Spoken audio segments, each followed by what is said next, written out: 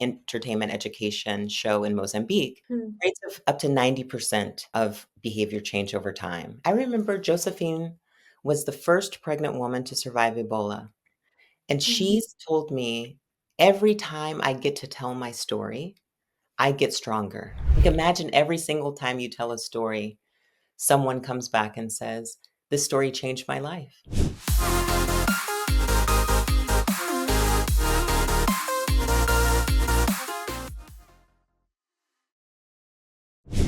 Hi, Meesha. Welcome to Youth Dialogue. This is super exciting. It is. Gopal, I'm so excited to be here with you. And I have to tell you why this is particularly exciting for me because about 10 years back, when I was in university, uh, in my entertainment education class, we actually had you as a guest lecturer talking about the Ebola campaign that you worked on and entertainment education in general. And I must confess, I think that is where my storytelling journey kind of started. And today, I think I'm pursuing storytelling and telling stories on stage and giving people a platform. I think the roots kind of started there. So, this feels like a complete full circle moment for me. So, thank you so much. This is an This is absolute amazing. honor. That's amazing. I always have this hope that by telling my own little stories, that I help people feel free to tell their own stories. Like, that's like my base hope in the world. So to hear that, and I still remember so clearly and have a photograph that Paula Woodley sent me, and it was all of you in the class, and my face was so huge on It was the a big screen. screen. Yeah. And yeah, exactly. I remember it so clearly myself because I think that moment was just so impactful in my journey to becoming a storyteller. So thank you for that moment and thank you for today because I get to speak to you and ask you all my burning questions in person. So this is I such love an it. honor. Ask Um, away. Amazing. So of course we have to start with stories, which is the core of what you do and kind of what I do as well. And you've obviously spent a couple of decades almost telling stories, telling these powerful stories, creating impact. And I think the most basic question that comes to my mind is why stories? Mm, Why stories and why choose stories as a tool to create that ripple effect and that change? yeah. It's a real beautiful question. So at core, and Mhm. this goes back to my very early childhood days, is Mhm. stories are a place of magic, right? Mhm. Alchemy. And when we think about change, that's really, we're talking about making something new from something that exists, right? Something that we don't think is quite possible. And so we do need a bit of magic. And stories are magic. So that's my Meesha Brown from my heart answer. Mhm. My grown-up answer is that as humans, Yeah. we work in a couple of spheres. I like to call the sphere of hardware. So these Mm. are the technical solutions, the things that make sense, that Mm. we touch and feel in the world. Mm. But because we are human, our minds and our hearts and our souls, we run on software. Like, Mm. there's no I think there's, like, it's not an accident that the way that Yeah. we have designed computing systems mirror the way that we work. There are machines that we can use, but those machines work well when they have the best software. So Mm. stories are human software. They help us make sense. They tell us what programs to run. They automate lots of things for us, the stories that we believe about ourselves, the people around us, the world. So I can't think of a better way. If you want to make a computer the best computer, if you focus on the software. So that's what I do. I love that answer. And you mentioned how stories are, magical. The thing that I want to ask you is that do you think stories also have a magical ingredient that if you miss the story? Like, is there something that one element that you add to all your stories that kind of just does Yes, it? yes. I the what is the word for this? So I think two. I think there are two magical ingredients. So one is creating a container for the Mm. suspension of disbelief. Hmm. The story has to be powerful enough to Mm. invite the listener or the reader or the viewer in and help them forget what they know is real. And I am using air quotes here because, Yeah. as what we know changes Mm. over time, but at any Mm. given time, we have a fixed universe of what we know and believe. But we need to suspend that. We need to, Mm. like, let that go for a moment. So if you Mm. think about the best movies that you've watched, the most incredible books that you've read, the Mm. author or director was really able to take you to another world where you were completely in their hands. So Mm. that's the first element. Wow. Mm. And then the second magical element is that when you are in this magical world, there's a point of recognition. You see yourself in this fairyland where you never expected to see yourself. Hmm. So it transports you and Yeah. then helps you recognize yourself in the transportation or the transformation. Wow. And do you think these ingredients or the stories that you tell um, resonate across borders? Like the stories, the characters that you build, they resonate across ethnicities, borders, religions, even. Do you think the core conflict of humans, the core dilemmas, are essentially the same across the globe, or is I there like a difference? I do believe Hmm. the core is the same. Hmm. And this is why we can all relate to some universal stories. So no matter what culture they come from, time, they come from, sci-fi, right? It's from a completely different time that none of us have ever experienced or none of our ancestors have experienced. We can relate. However, I do believe that it's more difficult to create that point of recognition across cultures and across borders. Hmm. So, I've really learned in the work that I do and the stories that I help to create is Hmm. that it's very important to respect culture. It's Huh. Yeah. really important to recognize the people that you are creating the story for and recognizing story as not only magical, but as a gift. Hmm. So you're offering a gift to someone. And if you were to go to someone's home, you would think about them before you Hmm. chose the gift that you take to their home. So, Hmm. I think it's important as storytellers that we really consider our audiences, which can be very difficult because, we as makers and creators, the story is also very special to us. But in the stories that I create, it's always really important to think about my audience, uh, who the story is for. Right. And I mean, at Yod, we are obviously all about digital health and the healthcare sector and inspiring the youth to, get more and more involved in this space.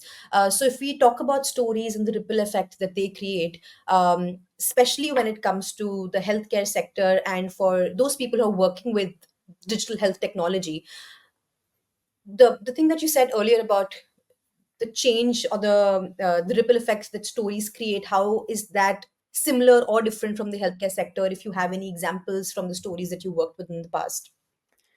Yeah. So, I my philosophy on this is every Mhm. sector thinks it's special, and maybe I will get in a little trouble for saying this, but every sector is unspecial in the sense that we all work with people. No matter what sector we're working in, it's Yeah. people. So if we go back to the hardware software idea, it's Mhm. something that no matter what sector we're working in, we cannot escape Mm. because at the end of the day, our end user is a Mm. human, another human, right?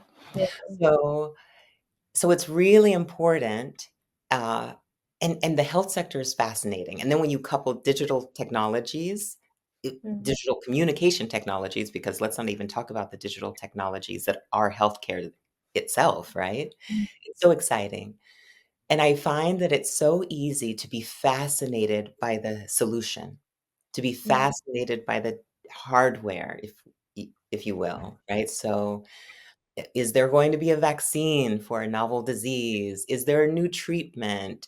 Are there new procedures? Like these are all things that we get very excited about. Mm. But then when we think about the human, Yeah.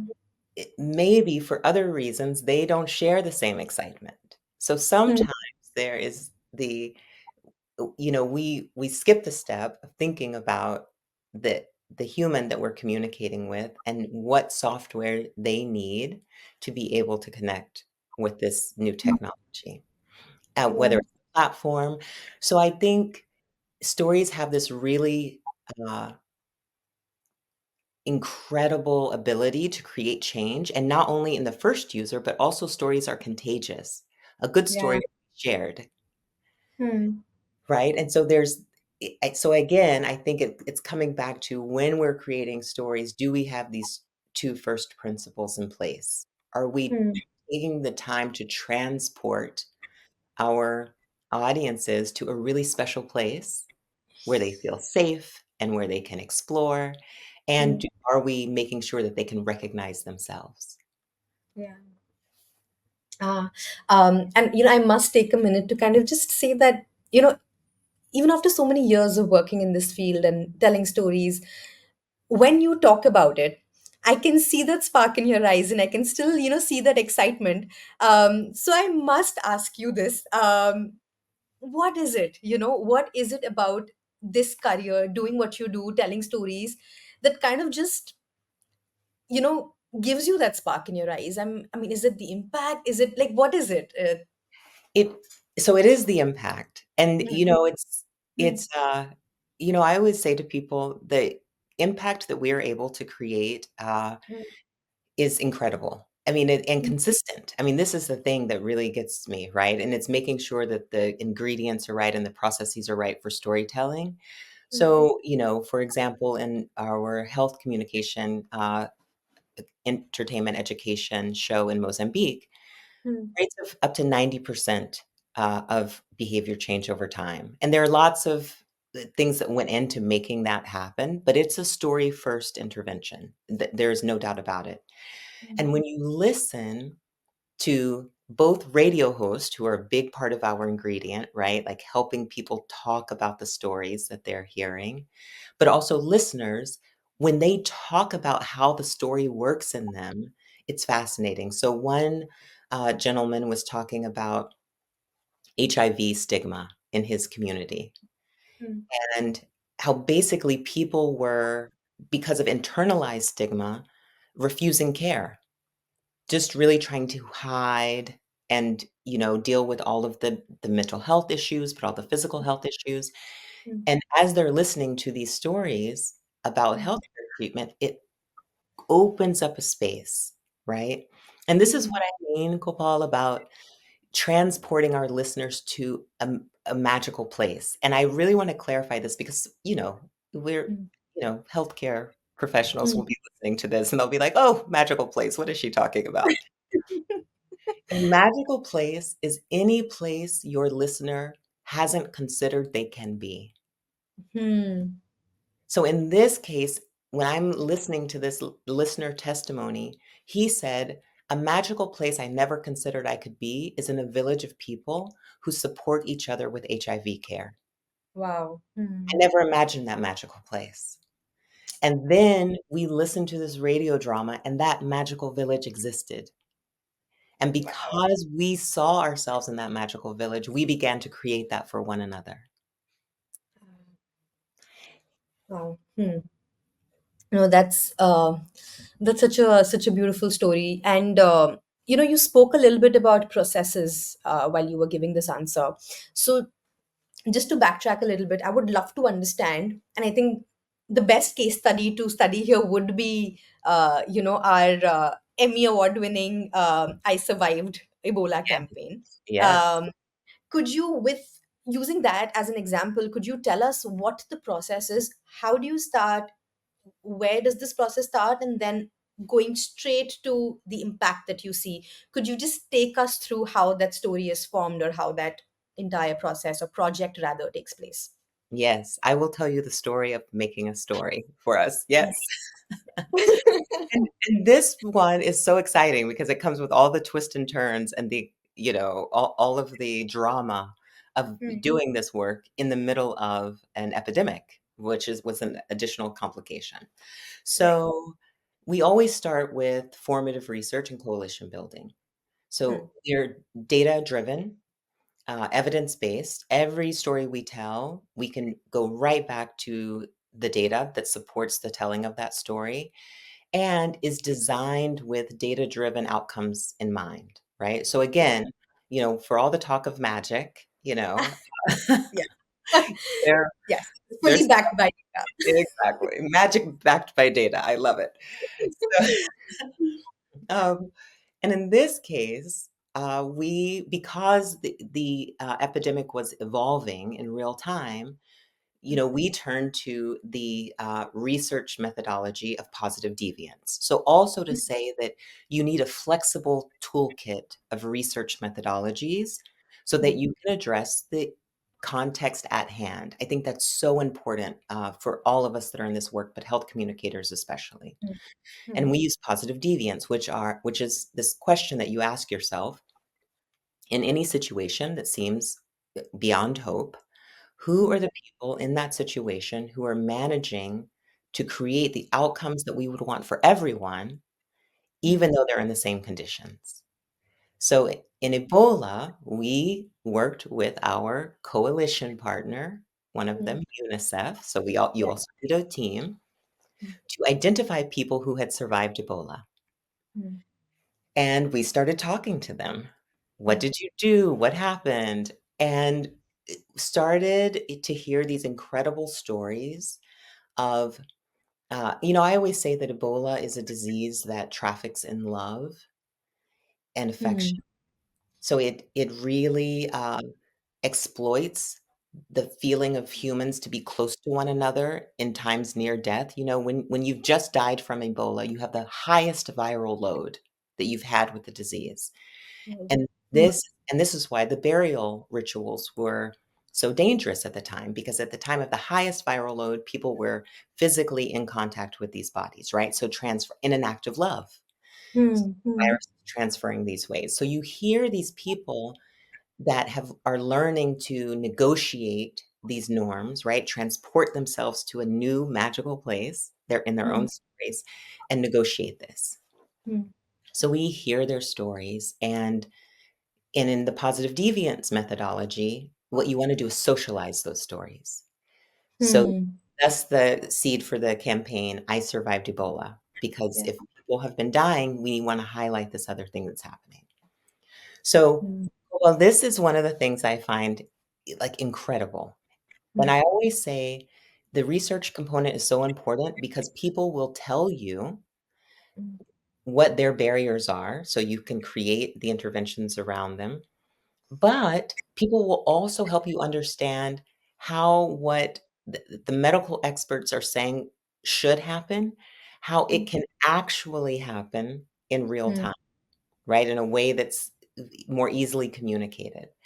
So we started filming these first person narratives, and about 6 to 8 weeks later, maybe it was 10, WHO came out officially with mm, the set of, I believe it was 15 behaviors that mm, would reduce the spread of the uh, virus. mm, And we had already been filming. So, of course, we say, oh my goodness, we have to make sure that what people are saying in these narratives matches this new guidance from the World Health right. Organization. Mm, Every single story yeah. contained at least Mm, 3 up to 12 of mm, yeah. suggested behaviors. It was incredible.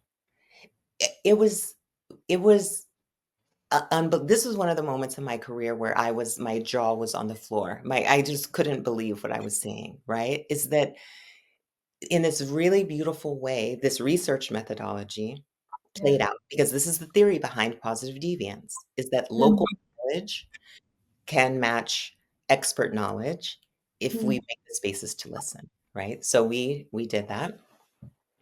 And then we start doing the work of broadcast and dialogue, right? Yeah. Making spaces for people to talk about things.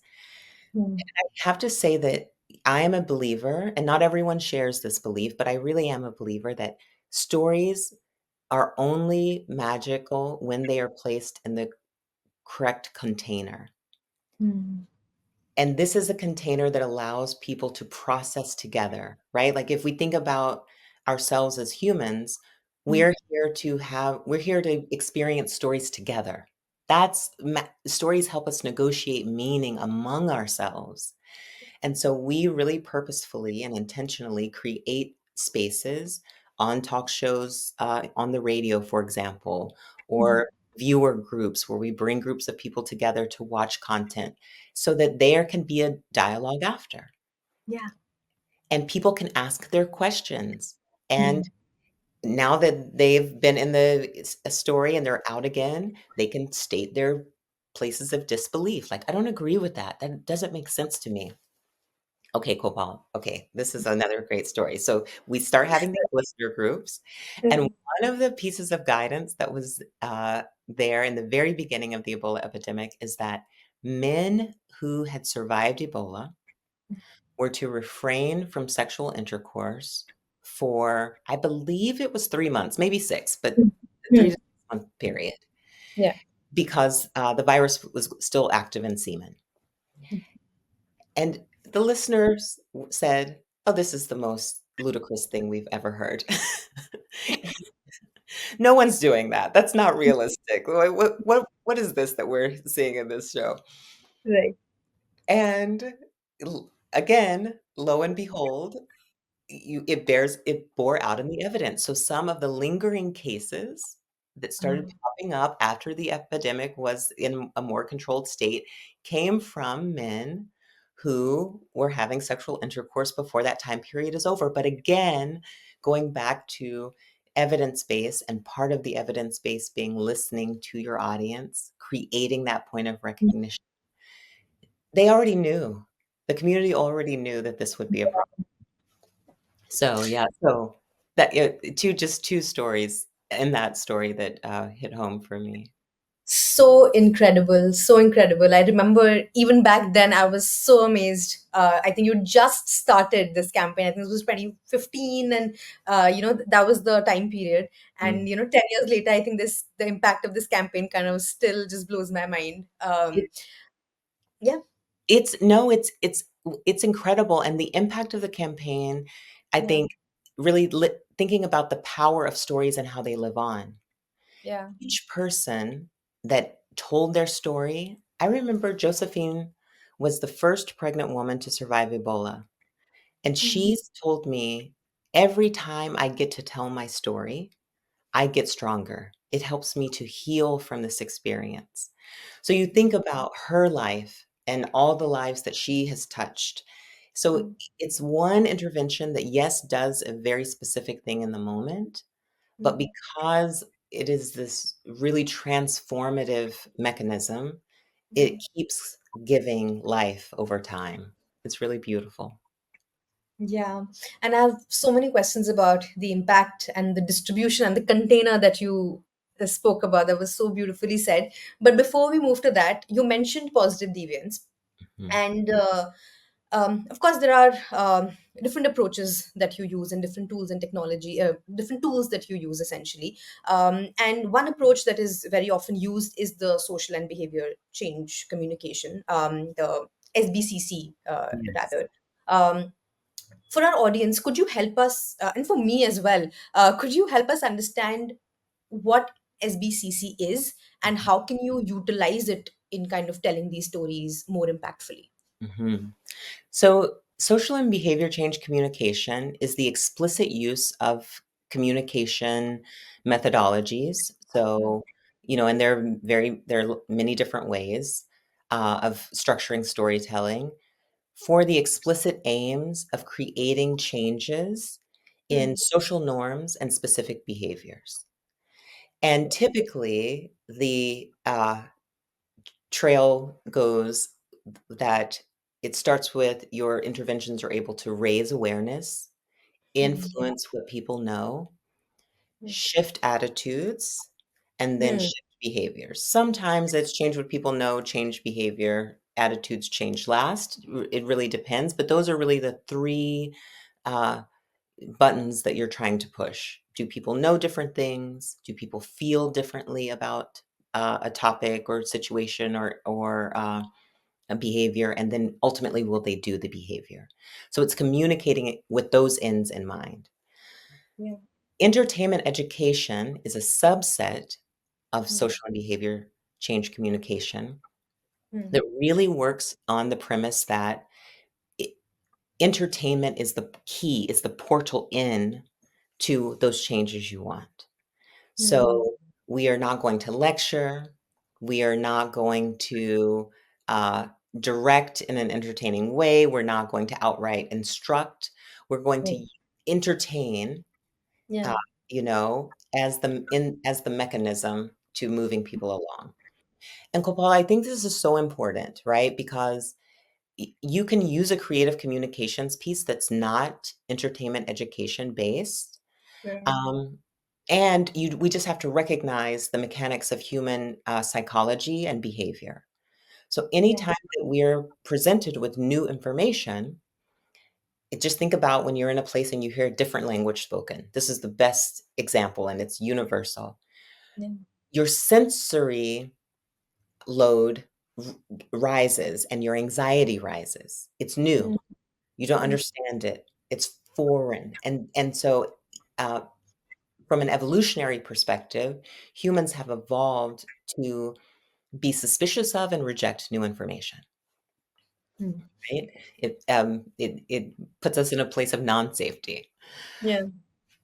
Entertainment, again, because we have already agreed that we're going to go into this magical world together, we're going to suspend our disbelief. It creates an opening Mm. where the audience is a partner with us in this journey. So for a Mm. little while, we get to they agree with us to entertain whatever silly thing we want to share with them, whether it's a new vaccine or a new checkup schedule or a new medication. They entertain it with us because we've used this specific methodology. Mm.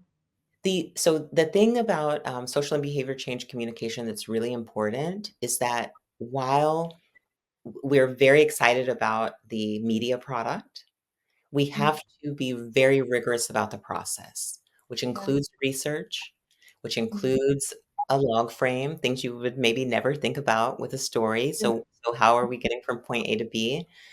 Production needs to be very closely monitored Mm. because you don't want to sacrifice the balance of technical accuracy with Mm. entertainment value, so both of these things have to be in place because the audience if the entertainment value isn't there, we've all watched, here in the United States, we have these things called after school specials.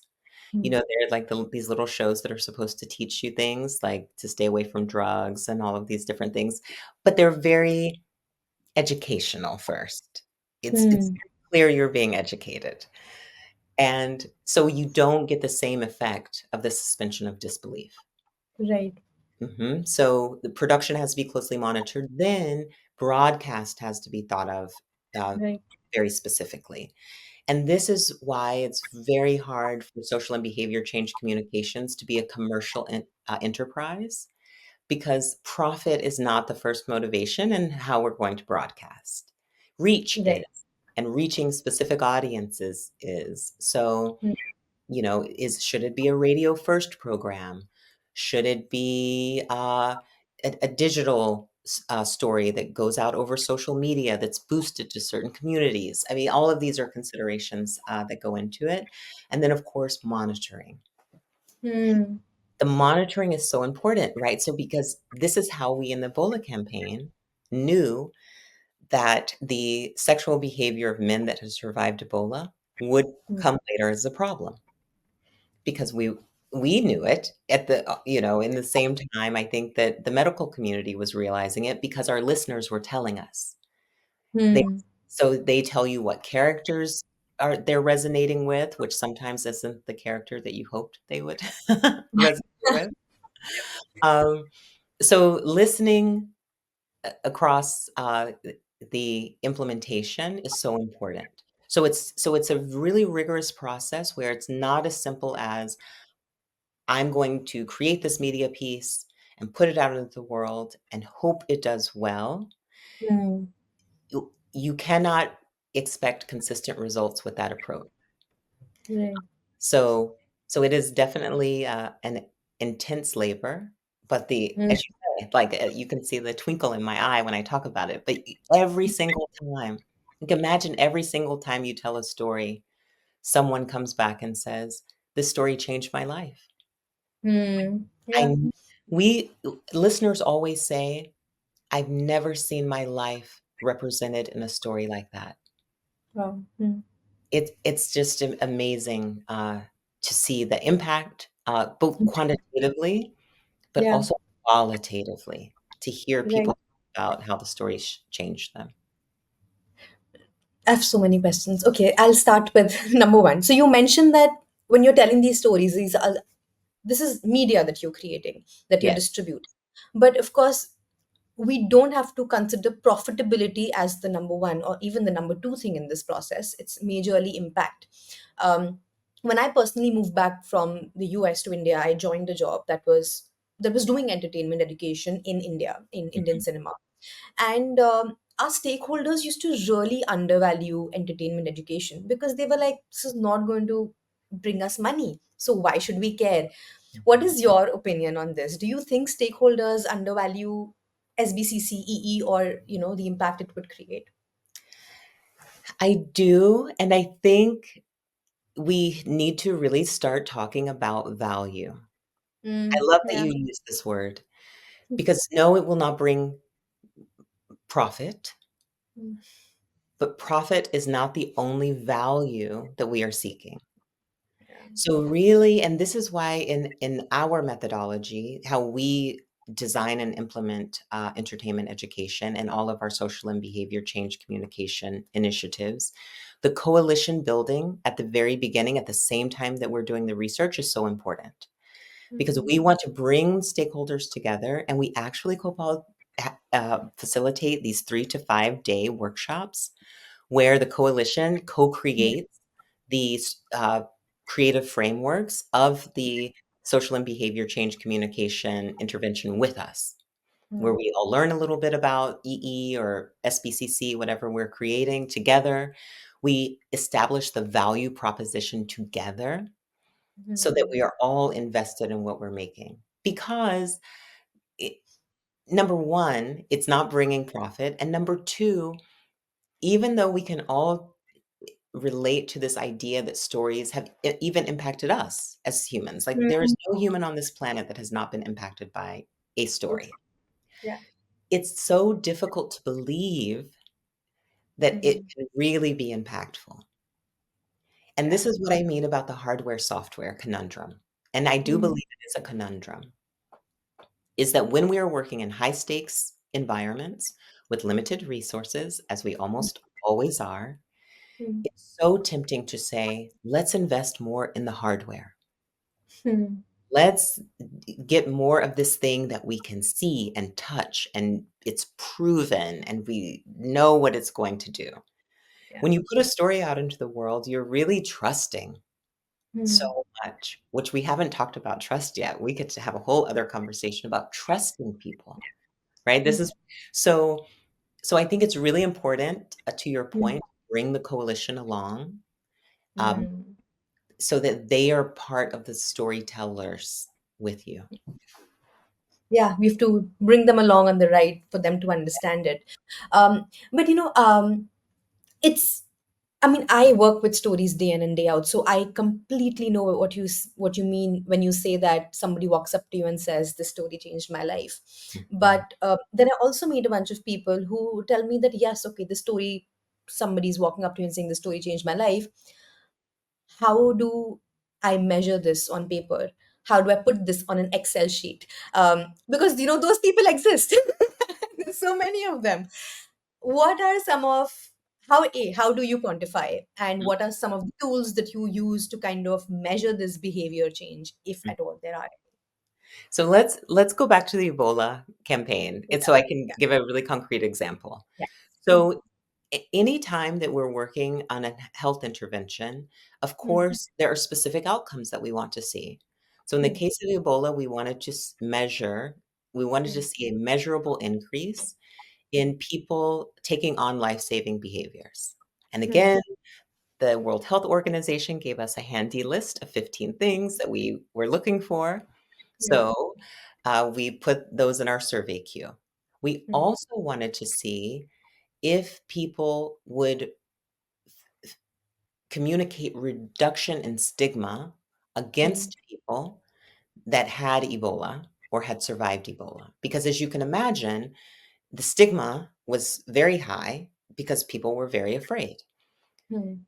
But stigma creates this negative loop where people don't seek help because they don't want to be stigmatized themselves, even though they Right. are stigmatizing others. So we need to Mm, see a reduction in stigma.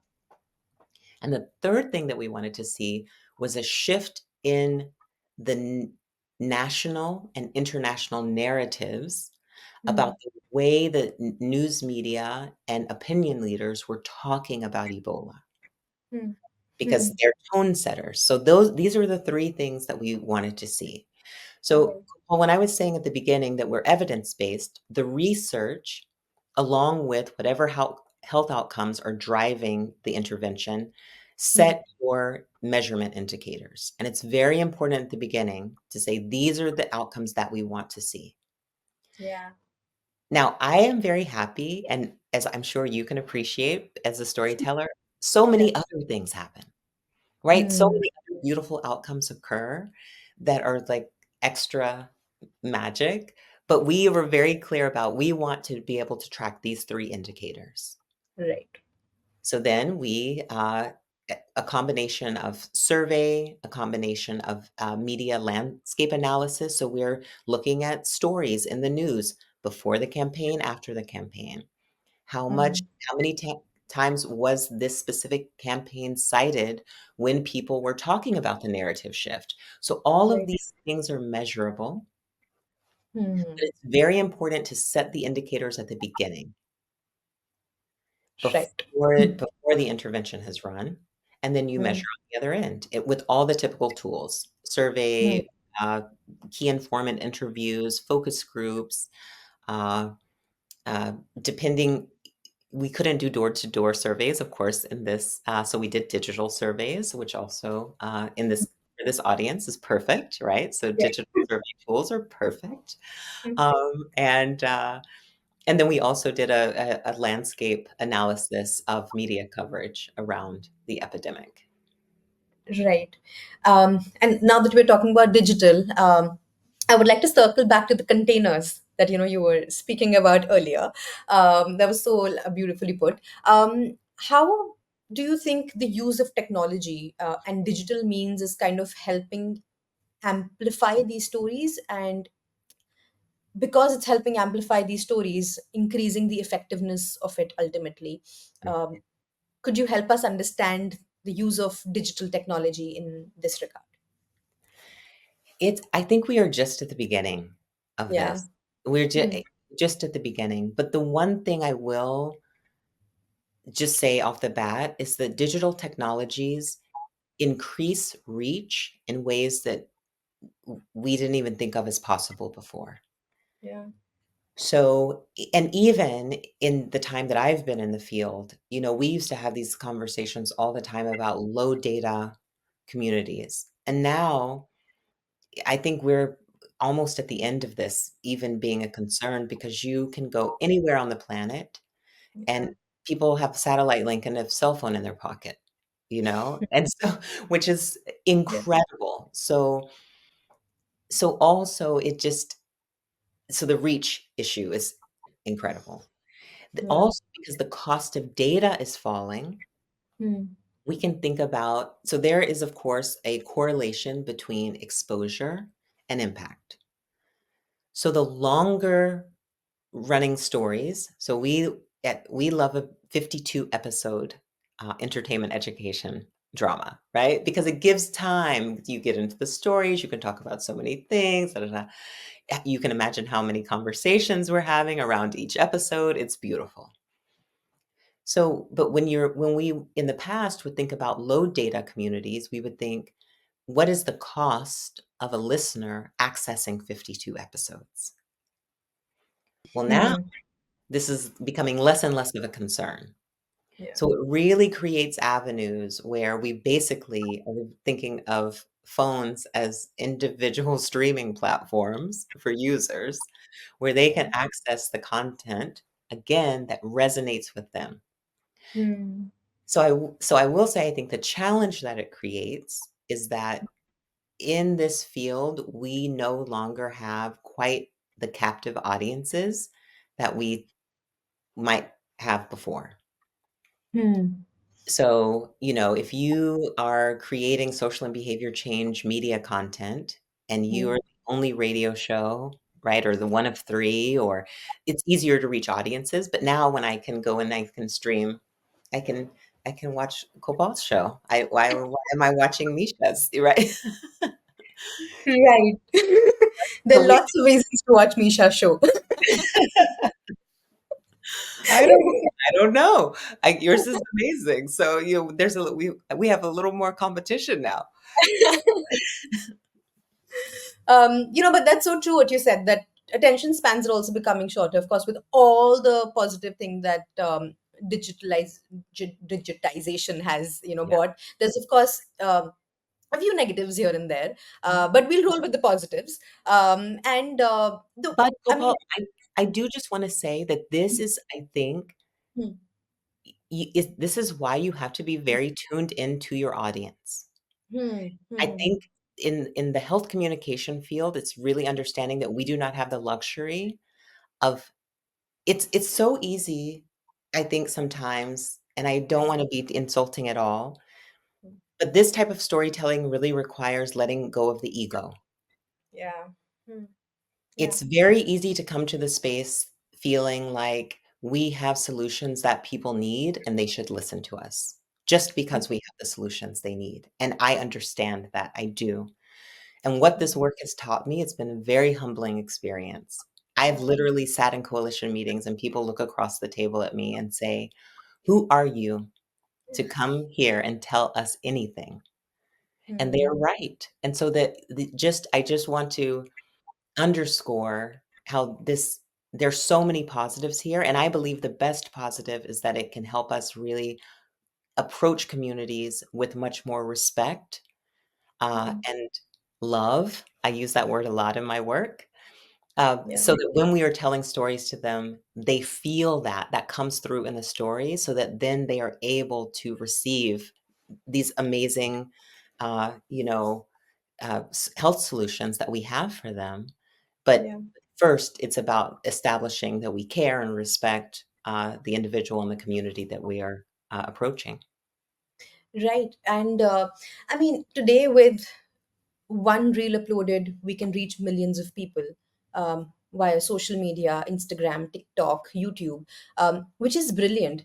But it's, of course, increasing the effectiveness of our campaigns. But it's also creating a lot of room and scope for misinformation. I Yes. mean, in today's day and age, people are literally replacing their therapists with chat gpt, because they're just answering asking chat gpt questions related to mental health. um, there is a line that needs to be drawn somewhere. We Mhm. don't know how that line needs to be drawn, but what are your 2 cents on this? How do we navigate this? How do we navigate the two sides of this coin? Yes. I mean, yeah, I feel like a broken record a little bit, but I do think again, and we come back to hardware and software. And Hmm. when I was talking about the container and how we have evolved Yeah. to consume stories, Hmm. and we have evolved to consume stories together. It's really understanding what the technology of story, the purpose that it serves in every human society across the planet. It is a way to negotiate meaning. Yeah. That's what it is. So I have one. I love in the misinformation, disinformation, Hmm. milieu today, it's so interesting. Everyone's entitled to their opinion. Hmm. Hmm. Well, yes, but we have to negotiate where we are coming to agreement for a common way of living. Hmm. So every story demands a place where people can discuss and negotiate that meaning. Hmm. And I think what we are all learning about social media is the comment section Hmm. is not the best place for those discussions to happen Yeah. True. because of issues of anonymity, because of issues of uh, really not being able to balance with counterpoints, right? So if there's a situation where people determine to spread misinformation or even innocently are spreading misinformation, there's unless you're heavily moderating those spaces, it's really difficult to make sure all of that's happening. So I would say here is that interventions that are digital first, and again, we've talked about all of the amazing things, really thinking about where are ways that we can bring in human to human interaction, Hmm. group discussion, group dialogue, so that we can balance these things, Yeah. so I think balance is really the thing to think about here. Yeah, that's so true. Um, we've spoken a lot about the technical bits and the research and the impact. Now I want to move a little bit towards your personal experiences in this beautiful career that you've created for yourself. And I have three questions that I want to ask. The first one is, do you remember? Like we've I think addressed one or two in these last 45 minutes, but if you have another one of your favorite on-field experiences that you can think of. Oh, yes. Okay, I haven't told you this one. Okay, great. And this is actually not from the I Survived Ebola campaign, which I've shared a couple of my favorites from that Mm, campaign. mm, But this is when I visited Mozambique, mm, and we have a long-running radio show there, Oro Negro, which is actually just wrapped and spun off into a new show. And I was sitting in a village radio station with representatives from the community radio station network. mm, And they were sharing with me that when the storylines that we had around early marriage ran, right? mm, It's a health drama, but of course it's social determinants of health as well. So not only health conditions, but how to create healthier communities. And reducing early marriage, of course, is one of the things that we would want to do. Callers started There are 22 local languages, Kopal, in Mozambique. yeah, okay. So in it being in India and understanding the language diversity there, right? So it's this comparable most people Mm, cannot comprehend this, but the mm, language diversity is so rich. mm, And in several of the local languages, this idea of early marriage was not translating. mm, So again, people were able to call in or come to discussion group and say, look at these people in this drama. I don't recognize that. Who would not allow their daughter to be married? Who would not marry their daughter? What are they doing? This makes no sense. So the radio host were able to have this conversation that it's not about not your daughters are not getting married. It's just they're not getting married yet. ah, And they said, and when we started to say this, we people were like, "What do you mean yet?" mm, Because there is no yet. There is marriage and there is not marriage, right? Those are yeah. the This is the world that we live in. We never to bring full circle, we never imagined a world where we Mm, said, "Not yet." Like, that's a mm, magical world we'd never even thought of. And so much so that we haven't thought about it, we don't have a way of talking about it. yeah. And, I would just encourage everyone to think about what are the things in our life, right? This was their example, but we all have these little things where we think, oh my goodness, I never thought that was possible. That's all these people were saying, right? This thing that is totally possible. They never thought it was possible.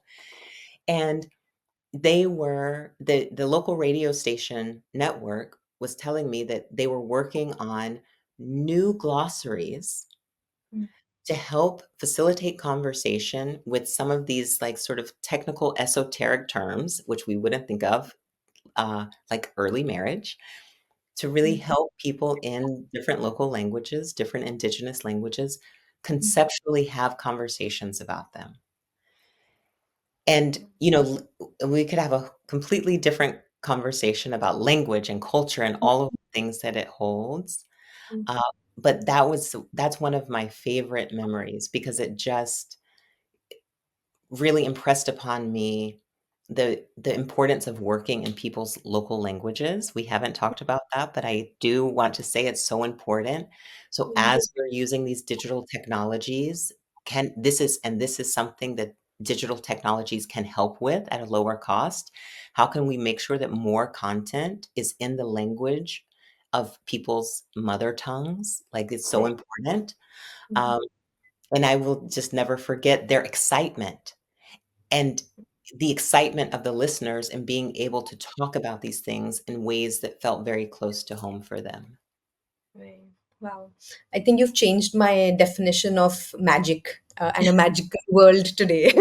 And the definition that you've given me is so much more realistic and better than what it was in my head. You So thank you you have so not thought of yourself as a magician, but you are. much. And that's so sweet of you. Okay, next question. Three lessons, top three lessons actually, that you have learned in this span of telling stories across different countries. Top three. Top 3. Hmm. Rule number 1, you may not tell stories until you've heard stories. That's so nice. Okay, Mhm. nice. Hmm, Uh, hmm, Number 2, hmm, when possible, hmm, tell stories in the mother tongue. hmm. And number 3, recognize that you as the storyteller are not the audience for the story. Wow. Yeah. Beautiful. Thank you, Misha. The third question that I have is what has your journey been like in this field, specifically working as like a woman leader? Mhm. Yeah. I have some experiences you can share. So I think as a woman leader, my experience, this is such an interesting question. Hmm, So I find that have to, and especially I have to repeat myself quite a bit, hmm, uh, hmm, to be heard. And I will say, I'm here in my pink jacket that you've told me that you love this color, and it's my color. And yeah. I think in my experience, though, what I have found is it's so important to show up authentically as myself. Hmm, And I've really had a beautiful opportunity to evolve in the field. So hmm, and to have a community of people that have known me over time. hmm, So when I was not a leader in this field, when I was a learner and a practitioner, was I was always myself, you know. I always tell people I show up to places, I'm always wearing a dress. Kopal, whenever we meet in person, typically I have on like some flouncy dress. It's always pink or there's always something. love Uh, my hair is always doing something. These are just things that I enjoy. it. Yeah. And I found that it's easier for me to lead when I show up as myself. Right. So Hmm, what I would say to any leader, women especially, but any leader who's feeling any bit of imposter syndrome, show up as yourself.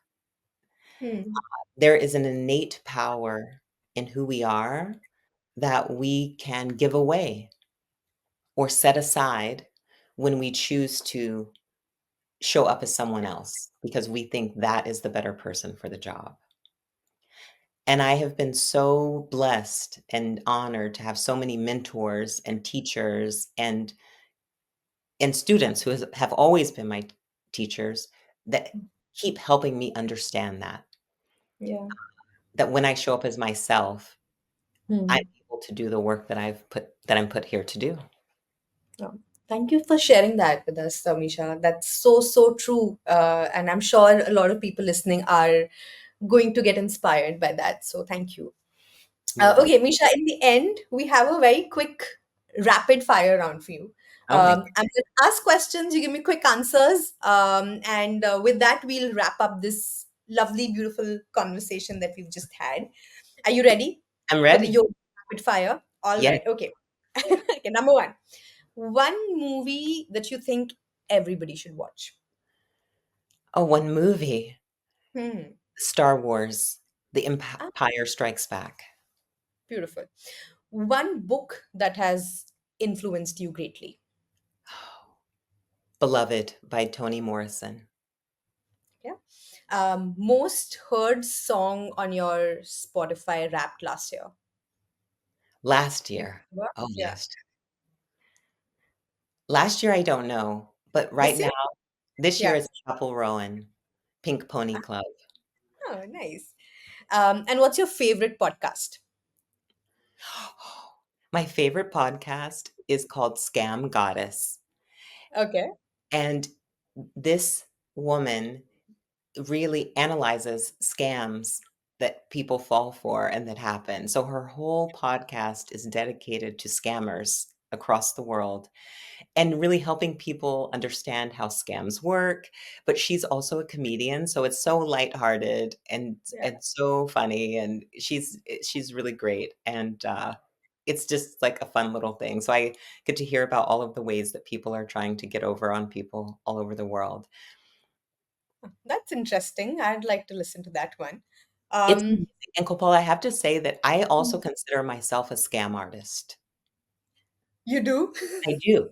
Wait, well, like, storytelling is like Yeah. this is it. Like, I'm saying, "Hey, come with me to my magical kingdom and hear this little story," and it's gonna be great. And it is great, but it's also hard. So, yes, I do a little, Yeah. Yeah. yeah, What's your most favorite story that you've ever told? Do you that have I've like a never favorite? told. Well, right Hmm. now, I'm working on a fictionalized version of my memoirs, and I think it's my favorite story I'm ever telling. Ooh, that's nice. Yes. Amazing. All right. What do you like to do when you're not working? What's your favorite thing to do when you're not working? I like to travel, Hmm. and I do. I love being in new places. I love seeing the world, like landscape travel. Like cities are Hmm. nice.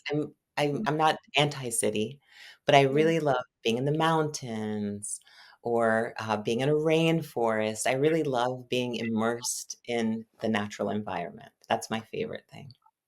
Beautiful. Whenever you come to India, please let me know. I would love to show you around. Cool. I mean, one of the most magical experiences I ever had was the train ride from New Delhi to Jaisalmer. Really? Yeah. Yes, just, I mean, incredible. So yes, I will take you up on this. Yes, please. Okay, last question. One message that you would like to give to our viewers here, who are mostly youth, Yeah. learning more about digital health and the healthcare space. What would Mhm. you like to tell them? Young leaders, basically. Young leaders, trust yourself Hmm. and lead with love and respect. That's amazing. Thank you so much, Misha. Thank This was you. such an enriching conversation. Thank you so much for taking out the time for us and waking up so early to to speak to us. It was an absolute pleasure, and I'm sure everybody who's listening resonates with what I'm saying. So thank you so much. Thank you so much for having me, Gopal. I've enjoyed every minute. Thank you.